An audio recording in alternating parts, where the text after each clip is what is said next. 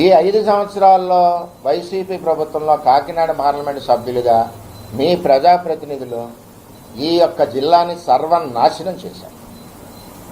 ముఖ్యంగా చెప్పనా, వీళ్ళ కాపుల గురించి బాధపడిపోతున్నారు కదా మీ నాయకులందరూ.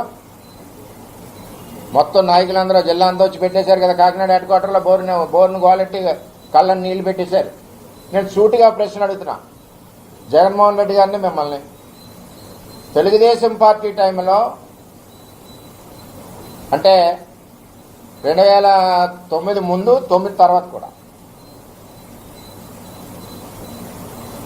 నీళ్లు లేక పంటలు ఎండిపోయి రైతులు భారీ మెల్లలో పుస్తులు తాకట్లో పెట్టుకుని కనీసం పెన్షన్కి కూడా వెళ్ళని పరిస్థితి ఉంటే మేమందరం ఉద్యమాన్ని భుజాల మీద ఎత్తుకున్నాం. 1,00,000 సంతకాలు ఉద్యమం చేశాం. రాజశేఖర రెడ్డి మెడలో ఉంచి ఏలే రాజనీకరణ తెచ్చాం. తర్వాత నీళ్లు లేవంటే చంద్రబాబు నాయుడు గారు మేము ప్రతిపక్షంలో పోరాడితే ప్రభుత్వం వచ్చాక 1800 కోట్లతో పురుషోత్తపట్నం తెచ్చారు. అది కూడా పిఠాపురాన్ని శంకుస్థాపన చేశారు. ఎంచేదంటే ఎండిపోయి పంటలు పండని ఏరియా పిఠాపురం. పోరాడింది పిఠాపురం ప్రజల నీళ్లు కోసం పోరాడారు. 2 పంటలు కావాలని పోరాడారు. నేను పిఠాపురాన్ని శంకుస్థాపన చేస్తానని చెప్పి పిఠాపురాన్ని శంకుస్థాపన చేసిన ఘనత అపర భగీరథుడు చంద్రబాబు నాయుడు. మరి అది రావడానికి కారణం పిఠాపురం ప్రజల యొక్క పోరాటం, తెలుగుదేశం పార్టీ యొక్క పోరాటం. అటువంటి స్కీము పిఠాపురం, పెద్దాపురం, బత్తిపాడు, తుని, జగ్గంపేట ఇన్ని నియోజకవర్గాల్లో కూడా బిలో పవర్టీ లైన్లో ఉన్న వాళ్ళు ఎక్కువ మెజార్టీ సన్నకారు రైతులు, కాపులు. ఎకరం, అరెకరం, 2 ఎకరాలు లేకపోతే ఎవరో బ్రాహ్మణుల దగ్గర మన ఏది లీజుకి తీసుకోవడం, అదే మన కౌలుకి తీసుకోవడం. తర్వాత చిన్న చిన్న కులాలు ఉన్నారు, బీసీ వర్గాలు ఉన్నారు, ఎస్సీ వర్గాలు ఉన్నారు. మెజార్టీ వ్యవసాయం చేసేది మట్టుకు వీళ్ళు. మరి ఇటువంటి మెజార్టీ వ్యవసాయం చేసే వాళ్ళకి పంటలు పండకుండా వైసీపీ ప్రభుత్వంలో పురుషోత్తపట్నాన్ని ఎందుకు 5 సంవత్సరాలు ఆపేశారు? దగ్గర 1,000 కోట్లు నష్టపోయింది కదా రైతాంగం. ఆ 1,000 కోట్ల నష్టపోయిన దాంట్లో 70% సన్నకారు కాపు రైతులు నష్టపోయారు కదా. మీరు ఎందుకు చేయలేదు? మేము ఆ వేళ పోరాటాలు చేసి తిరగబడినా సరే మమ్మల్ని అందరినీ పోలీస్ స్టేషన్లో పెట్టించారు. గీతక్క గారు ఈవేళ మాట్లాడుతున్నారు. మీరు ఏం చేశారని మాట్లాడుతున్నారు, మీరు ఏం అభివృద్ధి చేశారని మాట్లాడుతున్నారు. మీరు కానీ మీ ప్రజాప్రతినిధి కానీ కాపు కళ్యాణం స్థలాలు అమ్ముకున్నారు. పురుషోత్తపట్నం నీళ్ళు లేకుండా ఆపేశారు. మళ్ళీ డెడ్ స్టోరేజ్లో వాటర్ కూడా తాండవాకి పంపిస్తామని చెప్పి తాండవాకి కాంట్రాక్టర్ దగ్గర కక్కుతుపడి మీరు ఆ రోజు నిర్ణయం తీసుకున్నారు.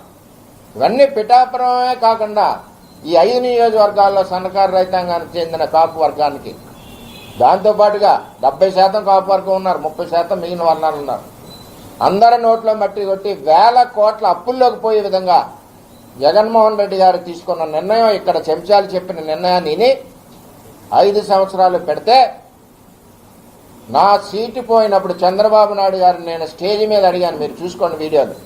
మా రైతాంగం బతకడానికి పిఠాపురమే కాకుండా దీంతో పాటు 5 నియోజకవర్గాల రైతాంగం బతకడానికి మీరు ఏదైతే ఇచ్చారో పురుషోత్తపట్నం, మీ పాదాలు పిఠాపురం వెళ్ళినప్పుడు చంద్రబాబు పాదాల రైతుల యొక్క ఆక్రందనని, రైతుల్ని గుండెకు చేర్చుకుని ఆ గుండె చెప్పు విన్నారు మీరు.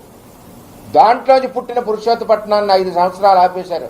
దాన్ని ప్రారంభించండి అంటే ప్రభుత్వం చంద్రబాబు నాయుడు గారు ముఖ్యమంత్రి అయిన వెంటనే ఇచ్చిన మాట ప్రకారం పురుషోత్తపట్నాన్ని ప్రారంభించారు.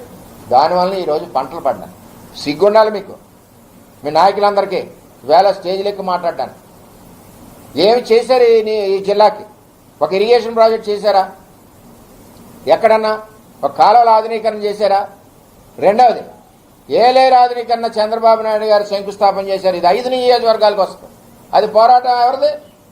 మాది, వర్మది, తెలుగుదేశం పార్టీది, తెలుగుదేశం పార్టీ కార్యకర్తలు, ప్రజలది. శంకుస్థాపన చేసి పనులు ప్రారంభించిన ప్రాజెక్ట్ని మన జగన్మోహన్ రెడ్డికి చెప్పి అప్పటి ప్రజాప్రతినిధులు ఇద్దరు క్యాన్సిల్ చేశారు. సిగ్గులేదు మీకు? రైతులు పొట్టగొట్టారు మీరు. ఈవేళ తుఫాన్లు వస్తే పొలాలన్నీ పాడైపోతారా? అటువంటి వ్యక్తులు మీరు ప్రజలకి దగ్గర నోటి దగ్గర కూడలాక్కోవడం ఉన్నారు తప్పితే వారికి వచ్చిన అభివృద్ధి ఫలాలను క్యాన్సిల్ చేయడం, తొక్కేయడం అవి అవ్వకుండా ముందుకెళ్ళడానికి ఉన్నారు తప్పితే మీరు ఏ వర్గానికి కూడా ఉపయోగపడే పార్టీ కాదు జగన్మోహన్ రెడ్డి పార్టీ. అదేవిధంగా మొన్న మాట్లాడిన నేతలు, మొసల కన్నీళ్లు కార్చిన నేతలందరూ కూడా ఈ జిల్లాకి అన్యాయం చేసిన నేతలే. ఈవేళ ఎందుకు మొసలు కన్నీళ్ళు కాస్తున్నారండి? ఈవేళ సడన్గా జగన్మోహన్ రెడ్డి గారి కాపుల మీద ప్రేమ ఎందుకు వచ్చిందండి? ఎలక్షన్, రాబోయే ఎలక్షన్లో ఏదోలాగా మనం ఈ అడ్వాంటేజ్ పొందాలి, కులాల మధ్యన చిచ్చు పెట్టి మాట్లాడాలి. కులం ఎక్కడుందని నేను చెప్తున్నాను. నన్ను పిఠాపురంలో 85,000 కాపు ఓటు, 79,000 బీసీ ఓటు. నన్ను గుండెలకి హక్కుని చేర్చుకుంది, ఒక కొడుకుగా చేర్చుకుంది పిఠాపురం. నన్ను 50,000 మెజార్టీ ఇచ్చి జీతక్కే మర్చిపోయారా? నేను 2009లో నగ్గానని చెప్తున్నారు. నా క్రాస్ ఓటింగ్ వల్ల మీరు నగ్గారు తప్పితే ఓటు ఎలాగో తెలియక ప్రజలు ఆవేళ మీ మెజార్టీ 930 ఓట్లు, నేను ఓడిపోయింది 930. నాకు టికెట్ ఇచ్చింది 5 రోజుల ముందు. నాకు 5 రోజుల ముందులో 930తో ఓడిపోయాను. మీ అంత పీఆర్పీ ప్రాబంధనం ఉన్నప్పుడు కూడా. తెలుగుదేశం పార్టీ అంటే అది. తెలుగుదేశం పార్టీ మీద ప్రజలకు ఉన్న నమ్మకం అది. నన్ను ఎందుకు గెలిపించారు? ప్రజలకి సేవ చేయండి, కులాలకు అతీతంగా సేవ చేయండి. తెలుగుదేశం పార్టీ అవ్వచ్చు, జనసేన పార్టీ అవ్వచ్చు, అదేవిధంగా వైసీపీ పార్టీ అవ్వచ్చు. కులం చూడరు ప్రజలు, నీ సేవ, నీ నిజాయితీ చూస్తారు. ఆ రెండు మీ పార్టీలో లోపించింది కదా. ఎక్కడుందండి? ఈవేళ ఏ నియోజకవర్గంలో చెరువులు చూసినా రైతు వెళ్తే ములిగి చచ్చిపోతున్నాడు. ఎంత తాడి చెట్లు లోతులు తవ్వేశారు, కొండలు పిండేశారు. అది జగన్మోహన్ రెడ్డి పరిపాలన. మొన్న మీటింగ్ కానీ, వైసీపీ మీటింగ్ కానీ, జగన్మోహన్ రెడ్డి స్టేట్మెంట్లు కానీ, సాయి కృష్ణ మీద దొంగ కన్నీళ్ళు కానీ, ఇవన్నీ కూడా ఏదోలాగా ఎలక్షన్లు వస్తున్నాయి. రేపు స్థానిక సంస్థలో మనం తెలుగుదేశం పార్టీ, కూటమి పార్టీ, తెలుగుదేశం, జనసేన, బీజేపీ కలిసి ఉన్న పార్టీలో చిచ్చు పెట్టాలి అన్న దురుద్దేశంతో వాళ్ళు పనిచేస్తూ ఉన్నారు. అంచేత దీని మీద ప్రజలు ఎవరో కూడా నవ్వుకుంటున్నారు మీరు చేసే సిన్నులని చూసి. అంచేత ఏంటంటే ఈవేళ అభివృద్ధి ప్రదంలో చంద్రబాబు నాయుడు గారు ముందుకు తీసుకెళ్తున్నారు. 24 లక్షల కోట్ల ఇన్వెస్ట్మెంట్ వచ్చింది లోకేష్ గారి ఆధ్వర్యంలో. అసలు వీళ్ళు ఏం చేశారు 5 ఏళ్ళు? నేను ఒకటి చెప్తున్నా. 14-19లో లోకేష్ గారు పంచాయతీరాజ్ శాఖ మంత్రిగా ఉండగా ఈ రాష్ట్రంలో ప్రతి గ్రామంలో 80% ఆడబడుచు కాలికి మట్టి అవ్వకుండా రోడ్లు వేశారు. 80%. ఈ రోజు కూడా రోడ్డు ఇంత పాడవకుండా ఉంది. జగన్మోహన్ రెడ్డి వచ్చాక 5 సంవత్సరాల్లో ఒక రోడ్డు అయింది. ఫ్రీ డెలివరీ, రోడ్ల మీద గుంతలు వెళ్తుంటే ఆడవాళ్ళు. ఆ విధంగా ఉంది. ఇప్పుడు మళ్ళీ బ్యాలెన్స్ 20% ఏదైతే ఉన్నాయో రాష్ట్ర వ్యాప్తంగా కూటమి ప్రభుత్వం పనిచేస్తూ ఉంది. చాలా రోడ్లు ఎన్నైనాయి, ఎన్ని రిపేర్లు అయినాయి, అన్ని యాంగిల్లో కూడా వైఫల్యం చెందారు. కాబట్టి జగన్మోహన్ రెడ్డికి 111 ఇచ్చారు. ఇదే విధంగా ప్రవర్తిస్తే 111లో 100 పోవచ్చు, లేకపోతే 200 పోవచ్చు అని కూడా తెలియజేస్తూ, కాపులకు బ్రాండ్ చంద్రబాబు నాయుడు.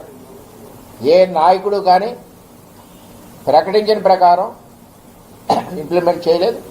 చంద్రబాబు నాయుడు కేంద్ర ప్రభుత్వానికి రిజల్యూషన్ పంపించారు అసెంబ్లీ నుంచి. అలాగే ఈడబ్ల్యూఎస్ ఏదైతే ఇచ్చారో ఎకనామికల్లీ బ్యాక్వర్డ్ దాంట్లోంచి 5% మన ఎవరికి కాపులకు ఇచ్చారు. దానివల్ల ఎంబీబీఎస్ సీట్లు కానీ, ఇంజనీరింగ్ సీట్లు కానీ అన్ని రిజర్వేషన్లో దొరికినాయి. అలాగే కార్పొరేషన్ ద్వారా 1000 మందిని ఆదుకున్నారు. రాష్ట్ర వ్యాప్తంగా 1000 కాపు భవనాలు కట్టారు. అంచేత బ్రాండ్ చంద్రబాబు నాయుడుకి వెళ్తే తప్పితే ప్రజల గుండెల్లో ఉందో అది మీరు ఎంత ఏది అనుకుని రకరకాల కుయుక్తులు పన్నా మీకు దాంట్లోంచి ఇంత షేర్ కూడా రాదని కూడా తెలియజేస్తా ఉన్నాం. లేదండి, సాయికృష్ణ హత్య కేసు అనేసరికి అనుమానాలు ఏంటంటే దీని వెనకాల వైసీపీ హస్తం ఉందనే అనుమానాలు వస్తూ ఉన్నాయి. సిట్టు దర్యాప్తులో బయటపడుతుంది. ఎంచేదంటే పోలీసు వ్యవస్థను కొంత అడ్డు పెట్టుకుని దాని ప్రకారం ఏదన్నా చేశారన్న కోణంలో కూడా ఆలోచన జరుగుతూ ఉంది. సాయికృష్ణకి అంత గమ్మున ఎంత సెకండ్లో వెళ్ళిపోయారంటే నీకు ముందు తెలుసా అంత సెకండ్లో వెళ్ళిపోవాల్సిన పరిస్థితి? జగన్మోహన్ రెడ్డి గారు ముందు మీకు ఏమైనా తెలుసా? అంటే ఒక ప్రభుత్వాన్ని బ్లేమ్ చేయాలని దురుద్దేశంతో లేరు. చంద్రబాబు నాయుడు గారు రాజ్యాంగ పరంగా తీసుకోవాల్సిన చర్యలన్నీ కూడా సాయికృష్ణ దాని మీద తీసుకున్నారు. అదేవిధంగా అతని మీద ఎఫ్ఐఆర్ ఫైల్ చేశారు. అతను జైలుకి వెళ్ళాడు. సిట్టు దర్యాప్తు చేశారు రవిప్రకాష్ ఆధ్వర్యంలో. త్వరలోనే రిపోర్ట్స్ వస్తాయి, అందులో నిజాలు తెలుస్తాయి. ఆగాలి కదా, రాజ్యాంగం ఉంది, ఒక వ్యవస్థ ఉంది. వ్యవస్థ చెప్పకుండా నిర్ణయించడానికి నువ్వెవరు? జగన్మోహన్ రెడ్డి గారు ఏమైనా సుప్రీంకోర్టుకి చీఫ్ జస్టిసా? సీజే నిర్ణయం చేయడానికి ఎలాగైంది అలాగైందని చెప్పడానికి? అందులో ఎవరు తప్పైనా సరే అధపాతాళం తొక్కి దొరికిన ముద్దాయిన మట్టికి చట్టపరంగా శిక్షిస్తారు, అందులో డౌట్ లేదు.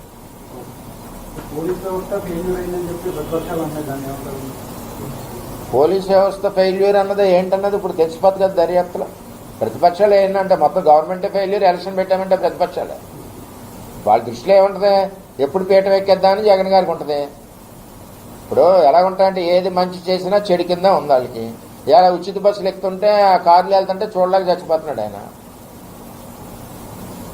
అలాగే తల్లికి వందనం, 2 పిల్లలున్నా 3 పిల్లలున్నా వెళ్తున్నారు సంతోషంగా. ఆ డ్రెస్ చూడండి, ఆ షూ చూడండి, ఆ బ్యాగ్ చూడండి. ఇది వరకు షూ వేసుకుని వెళ్తే జగన్మోహన్ రెడ్డి షూ ఎలా ఉండేదంటే కింద ఊడిపోయింది. ఎప్పుడు అది జగన్మోహన్ రెడ్డి గారు ఉన్నప్పుడు అప్పుడు ఏమనివారు దీన్ని, అమ్మఒడే అమ్మఒడి.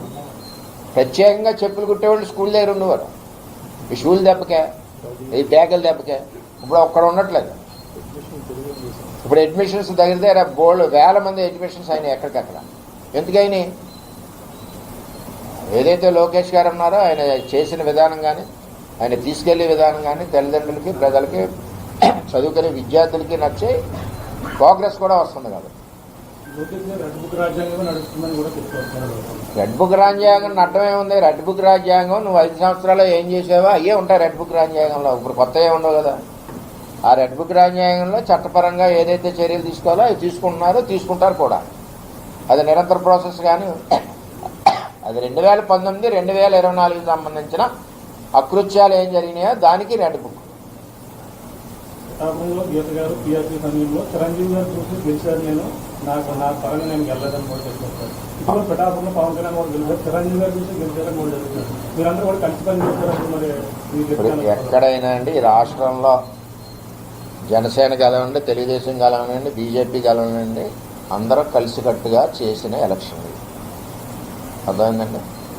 అందులో పార్టీ అధ్యక్షులు టీడీపీ ఉంది, పోటీ చేసిన దగ్గర 140 సీట్లు ఎన్నో ఉన్నాయి. అలాగే జనసేన 21 ఉంది. అలాగే బీజేపీ ఉంది. జనసేన దగ్గర టీడీపీగా మేము అందరం సపోర్ట్ చేసి భుజాల మీద వేసి గెలిపించాం, కుటుంబంతో పనిచేసి. అలాగే వాళ్ళు కూడా జనసేన వాళ్ళు 150 సీట్లలో కూడా వాళ్ళు పనిచేశారు, బీజేపీ వాళ్ళు పనిచేశారు. ఇప్పుడు సమిష్టిగా ఉన్నామనే కదా ఈ గోలంతా. ఈ గోలంతా జనసేన, బీజేపీ, తెలుగుదేశం ఒకే కారులో వెళ్తున్నారని గోల జగన్కి. ఆ కారులో ఏమన్నా ఎప్పుడు దించేద్దామని చూస్తున్నాడు. దిగిలా లేవు, డోర్లు ఓపెన్ అవ్వట్లేదు దిగడానికి.